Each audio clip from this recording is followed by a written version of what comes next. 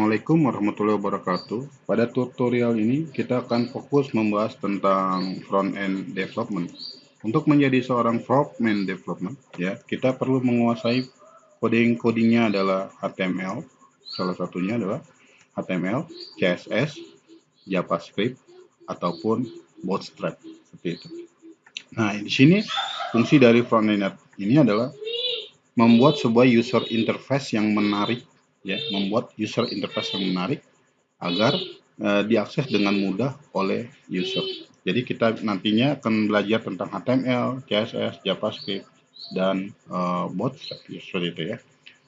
Pada tutorial kali ini saya akan fokus terlebih dahulu menggunakan JavaScript dan diharapkan peserta dapat menyelesaikan tugas dengan baik setelah melihat tutorial ini. Peserta yang khusus secara online ataupun secara offline diharapkan memberikan tugasnya ke pengajar LPK IT komputer. Setelah itu kita lihat setelah nantinya menguasai front end, kita akan lanjut ke bagian back end development. Back end development ini program-program apa aja atau skill-skill apa aja yang nanti harus dikuasai. Salah satunya di sini kita bisa mempelajari nantinya adalah .php, ya, ataupun nantinya juga kita bisa belajar framework dari PHP yaitu CodeIgniter ataupun Laravel seperti itu, ataupun Node.js seperti itu. Ini adalah back-end development. Seorang back-end development juga wajib untuk menguasai database.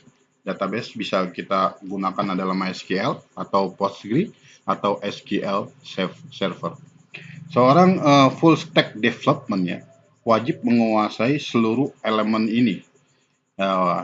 Seluruh elemen ini baik front end, back end, database, dan DevOps. DevOps ini adalah bagaimana kita melakukan setting pada server baik berupa dedicated ataupun berupa cloud server yang tujuannya tentu aja dapat mengonlinekan website kita dalam bentuk domain. Kita akan setting ya baik di server cloud ataupun di server dedicated. Untuk mobile app development, jika ternyata aplikasi kita ini perlu di online-kan ke dalam mobile app development, ya, contohnya adalah ke Google Play Store, ya, Android, ya, dijalankan melalui Android, maka kita bisa mengcompile-nya ya, atau kita bisa mendevelopnya lagi seperti ini ke versi mobile app development. Oke, lanjut aja langsung ke tutorial JavaScript ya. JavaScript. Untuk editor yang kita gunakan, nanti kita akan menggunakannya Visual Studio Code ya, Visual Studio Code. Dan saya juga menggunakan SAM ini untuk menjalankan backend dari PHP ya. Jadi yang belum menginstal SAM boleh disilakan install SAM terlebih dahulu agar dapat mengikuti tutorial saya selanjutnya. Oke, langsung aja kita buka untuk editornya ya. Jadi seperti ini. Kita akan latihan JavaScript ya. Gitu. Di sini JavaScript bisa ditulis secara inline ataupun secara eksternal. Ya, jadi JavaScript bisa ditulis secara inline ataupun secara eksternal. Langsung aja kita coba buat new file. Ya, kita kasih nama misalnya dengan nama adalah test1.php ya. Test1.php. Ya udah ada ya namanya, jadi namanya yang belum ada ya. Tes lati.php misalnya. Lalu kita jalankan HTML-nya. Oke. Di dalam Visual Studio Code ini banyak kemudahan ya kalau kita menggunakan Visual Studio Code sebagai editor kita. Salah satunya kita bisa menginstal extension yang kita butuhkan untuk menggunakannya atau menginstalnya cukup simple. Kita bisa pilih kita sedang main bahasa pemrograman apa. Misalnya kita sedang main CSS, kita bisa panggil CSS seperti ini di bagian extension.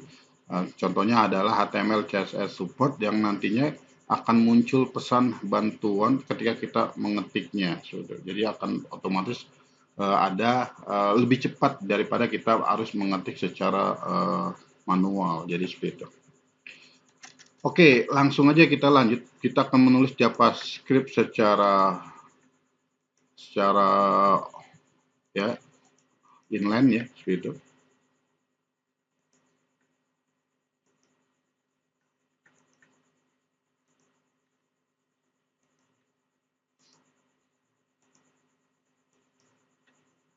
Kita tulis saja langsung script. Oke, kita coba alert. Oke, kita tulis gini. Halo, apa kabar? Cukup simpel ya. Oke, kita simpan. Lalu kita coba jalankan teslati.php ini dengan memanggil langsung di localhost ya. Oke, nama foldernya tadi nama foldernya di htdoc-nya saya namain dengan sini.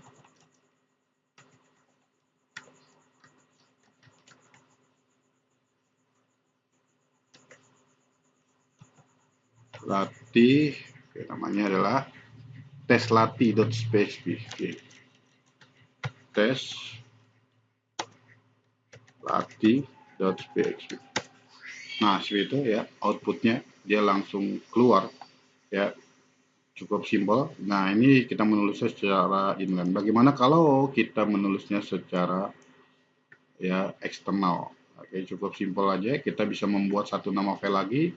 Di sini saya sudah membuat satu folder yang namanya JS. Ya, kita akan coba buat new lagi seperti ini dengan nama misalnya test.js. Namanya bebas ya, asal extensionnya adalah JS. Itu. Nah, di sini saya akan pisahkan codingnya. Di sini saya coba cut aja, cut gitu. Lalu di sini saya coba paste. Karena dia bersifat eksternal, ini kita tidak butuhkan lagi, gitu. Kita hapus aja. Jadi langsung aja codingnya. Lalu di sini kita bisa panggil lagi, ya dengan kita memanggil sini. Contoh script source ya, script source. Selalu nama foldernya tadi adalah JS. Nah, seperti itu. Hasilnya akan sama aja. Kita coba jalankan lagi. Jangan lupa dilakukan save terlebih dahulu ya. Oke, setelah itu kita bisa reload. Oke, hasilnya sama aja ya. Kita juga bisa mengecek dengan cara view text source. Ini adalah linknya. Kita coba cek, nanti akan kelihatan script dari JavaScript-nya ya. Nah, seperti ini. Oke, ini kita menggunakan teknik eksternal. Oke, kita lanjut ya, seperti ini. Sekarang bahasan yang keduanya, saya akan bahas tentang bagaimana menulis variabel di dalam JavaScript. Ingat, suatu variabel itu pasti akan digunakan ya, akan digunakan di setiap bahasa pemrograman. Oke, baik nanti kita menggunakan bahasa pemrogramannya adalah .php, kita menggunakan definisi variabel, ataupun kita mempelajari bahasa pemrogramannya adalah Java atau Python, tetap kita akan belajar tentang variabel. Oke, untuk menulis suatu variabel di dalam pemrograman JavaScript ini ya, kita bisa contoh seperti ini misalnya. Oke, ini saya coba nonaktifkan terlebih dahulu. Oke, langsung aja saya menggunakan perintah let. Ya, misalnya contoh let namanya misalnya adalah nama, lalu isinya misalnya adalah halo, apa kabar dunia. Nah, seperti ini. Lalu kita lihat outputnya dengan menggunakan seperti ini. Saya akan coba nulis dengan seperti ini untuk melakukan output dokumen seperti itu. Oke. Get element by ID. Oke, nama ID-nya nanti kita bisa assign ke dalam kode HTML kita. Saya kasih nama adalah test. Ya, nama ID-nya adalah test. Lalu inner HTML. Lalu kita bisa panggil nama ya. Kita bisa panggil nama. Di sini kita lihat kita akan panggil di sini untuk JavaScript-nya. Oke, lalu ID-nya adalah tadi adalah tes sesuai dengan namanya ini ya. ID-nya adalah tes. Oke, ini kita send ke kode HTML-nya tes. Harus sama ya namanya. Lalu di sini, oke, karena outputnya ini ada di sini, maka JavaScript-nya ini kita bisa letakkan di bawahnya ya. Perintah ini bisa kita letakkan di bawahnya. Oke, baiklah ya. Kita simpan terlebih dahulu. Pastikan ini tersimpan. Lalu kita coba reload lagi. Seperti kita coba reload. Oke, hasilnya ya, terlihat ya seperti ini. Nah, oke, tes. Oke, nama ya seperti itu. Nama, halo, halo, apa kabar? Oke, sekarang coba saya hilangkan tanda petiknya seperti ini. Oke, lalu kita coba reload lagi. Halo, apa kabar?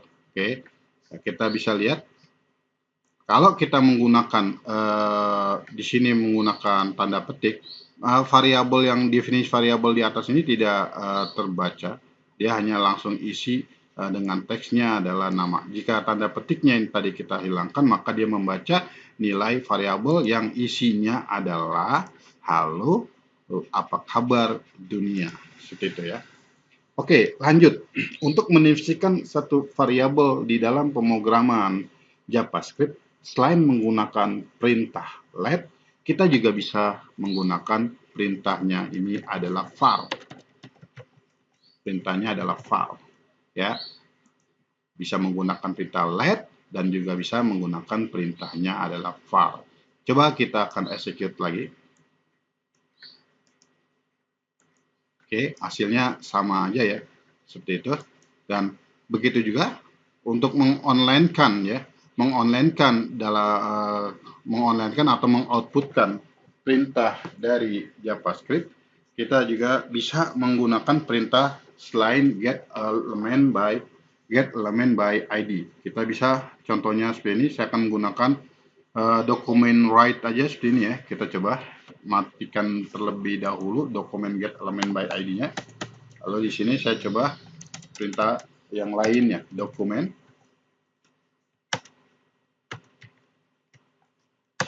write. Oke, terus kita langsung untuk di outputnya gitu. Write, misalnya contoh seperti ini, sama dengan, langsung namanya ya seperti itu. Dokumen write terus namanya, atau juga bisa seperti ini ya, dokumen write gitu, lalu nama kita bisa panggil sini. Nah seperti itu ya. Kita coba lagi lihat.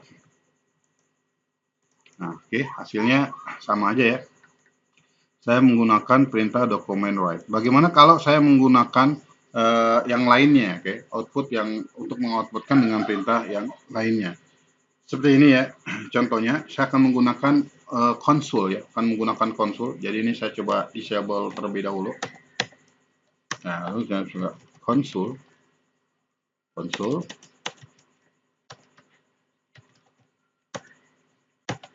log. Lalu saya tulis saja langsung di sini nama, konsul log lalu nama. Ya kita bisa lihat untuk outputnya saya menggunakan konsul log nama, lalu kita bisa reload. Nah di sini tidak terlihat tampilan output karena kita menggunakan konsul log ya. Kita bisa lakukan inspect untuk melihat hasilnya di sini, inspect. Lalu pada bagian konsul, nah di sini bisa kita lihat. Biasanya konsul ini digunakan untuk melakukan tes running ya, di dalam yang sifatnya itu tersembunyi yang hanya dilihat jika kita menggunakan inspect pada browser ya seperti itu. Ini adalah macam-macam output yang bisa kita terapkan untuk di JavaScript seperti itu. Kita bisa tutorial lainnya kita bisa lihat di sini. Balik lagi ke definisi awal, yaitu apa perbedaan dari perintah tadi, variabel let ya dan variabel var gitu. Oke, kita bahas lagi tentang perbedaan variabel var dan let. Di JavaScript, let dan var keduanya digunakan untuk mendeklarasikan variabel, tetapi ada beberapa perbedaan penting di antara keduanya ya, gitu. Pertama adalah scope ruang lingkup. var memiliki function scope atau global scope. Ini berarti jika var dideklarasikan di dalam sebuah fungsi, ya, maka variabel tersebut hanya akan tersedia di dalam fungsi itu. Jika var dideklarasikan di luar fungsi, maka akan menjadi variabel global, ya. Let memiliki blok scope. Ini berarti let hanya tersedia di dalam blok, digunakan pada if atau for ataupun perintahnya adalah while gitu. Oke, contohnya ya, saya akan coba kasih contoh sebegini. Misalnya nih, saya akan coba perintahnya menggunakan perintah if, misal contoh gini, if a true, benar ya, ini.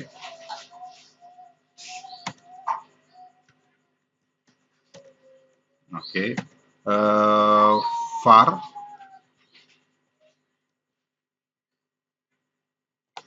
sama dengan 10, ya, var sama dengan 10, seperti itu.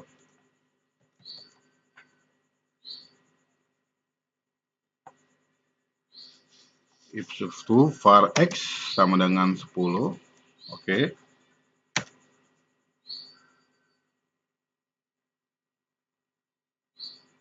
Dan kita coba lagi, let sama dengan, oke, perintah letnya dengan nama variabelnya adalah y sama dengan 10, seperti itu.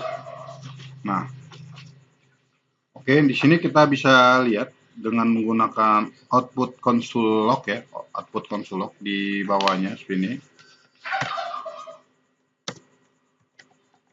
Console log, kita coba main console log outputnya, lalu kita panggil variabel x ya, seperti itu. Lalu kita coba lagi console log, lalu kita panggil variabel y, jadi seperti itu. Nah, di sini kita lihat ketika kita menggunakan console logs x, maka 10 masih dapat diakses di luar blok. Ya, di sini kita coba saya kasih note perintah 10 masih dapat diakses, ya, diakses di luar blok. Nah, sekarang kita lihat ketika kita menggunakan perintah let ya, perintah let di sini. Oke, 10. Oke, tidak bisa diakses di luar blok. Jadi di sini kita bisa lihat ketika kita mendefinisikan satu variabel dengan perintah let, maka perintah let ini hanya berlaku pada scope ini saja, yaitu kurung kura buka dan kurung kurawa tutup, tidak berlaku secara global. Ketika kita menggunakan variabel y, nah ini bisa kita akses lagi dengan secara global atau di luar dari kurung kura buka dan kurung kurawa tutup. Gitu. Oke, kita coba di sini perintahnya ya, kita coba outputkan saja seperti ini. Saya kasih di sini adalah contohnya kita ya, oke, var ya, var misalnya contoh kita ya sama dengan, oke, var kita ya sama dengan misalnya 10. If misalnya contoh adalah kita ya sama dengan 10, oke, maka ini harusnya bersifat mana yang akan ditampilkan. Nah, ini tentunya akan ditampilkan karena kuantitinya adalah sama dengan 10. Oke, ingat ketika saya menggunakan sama dengannya 2 kali, berarti saya tidak mendefinisikan suatu variabel baru, tapi saya mengambil variabel yang sudah saya deklarasikan di atasnya, bahwa kuantitinya adalah 10, maka ini nantinya akan di-execute. Ini nantinya akan di-execute. Oke, kita bisa lihat di sini mana yang akan di-execute, apakah var x atau juga apakah var let seperti itu. Kita akan coba bedain ya. Misalnya contoh var let-nya kita kasih nilainya adalah 11. Oke, kita coba execute aja. Kita coba execute ya.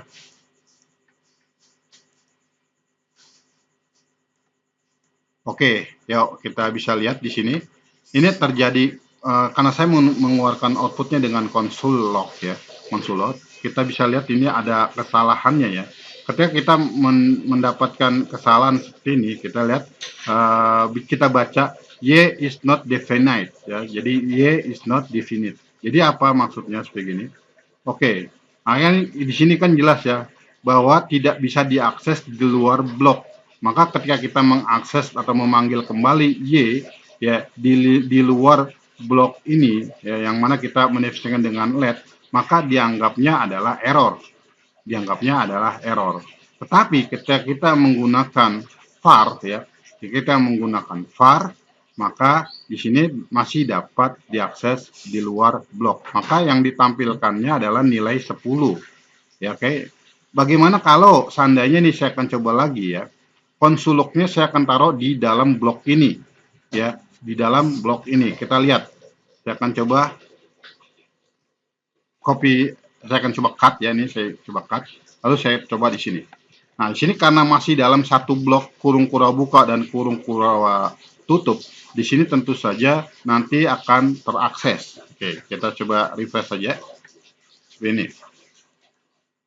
Nah, bisa dilihat ya, nilainya nih sudah tidak ada yang error, 11 dan 10 ya. Jadi variabel let-nya ini masih bisa diakses karena masih berada dalam blok yang sama seperti itu. Terus pertanyaannya mana yang lebih bagus? Apakah kita mendefinisikan dengan variabel let ataupun kita mendefinisikan dengan variabel variabel var. Ini tergantung dari kebutuhan tentunya. Jika kita ingin mendeklarasikan satu variabel ya yang bersifat secara global, maka kita bisa menggunakan variabel x. Jika kita ingin mendefinisikan variabel di ruang lingkup skop tersebut, maka kita bisa menggunakan variabel let. Jadi seperti itu. Oke, tapi kita bisa lihat di sini variabel let dan variabel var jelas ada perbedaan. Mungkin demikianlah tutorial singkat dari kami ya pengajar LPK IT Komputer. Silakan dikerjakan tugasnya ya. Saya akan memberikan tugas untuk Anda yang sedang belajar di LPK IT Komputer. Harap sebelum sesi belajar tugasnya sudah dikumpulkan ya. Oke. Pertanyaan pertama. Oke. Pertanyaan pertama adalah program atau tools apa aja yang dibutuhkan untuk ya untuk mencapai keterampilan sebagai seorang front end. Jadi apa aja tuh ya programnya yang atau elemen-elemen apa aja yang harus Anda kuasai untuk bisa mencapai tingkat front end. Yang kedua, elemen atau kemampuan apa aja yang perlu Anda kuasai untuk mencapai tingkatan back end. Jadi apa aja ya program-programnya untuk mencapai tingkat atau profesi sebagai back end. Sebutkan coba elemen-elemennya apa aja, bahasa pemrogramannya. Lalu sebutkan lagi untuk mencapai tingkatan sebagai full stack development ya, full stack development apa skill-skill apa aja yang perlu Anda kuasai. Oke. Untuk mencapai tingkatan sebagai full stack development, ingat apa aja yang perlu Anda kuasai. Sebutkan juga bahasa pemrogramannya ya, seperti itu. Itu pertanyaannya harus dijawab. Oke, lalu ya, pertanyaan berikutnya ya. Pertanyaan berikutnya, apa perbedaan dari variabel yang saya definisikan menggunakan var dan let? Jadi apa tuh perbedaannya ya? Seperti itu. Dan berikut contohnya. Lalu pertanyaan berikutnya, JavaScript bisa ditulis dengan melalui bagaimana JavaScript ditulis ya.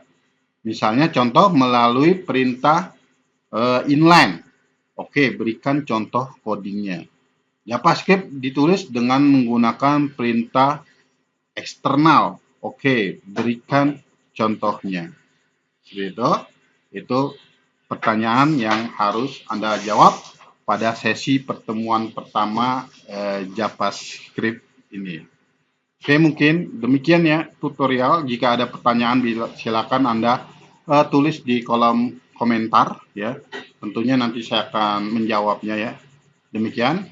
Terima kasih. Wassalamualaikum warahmatullahi wabarakatuh.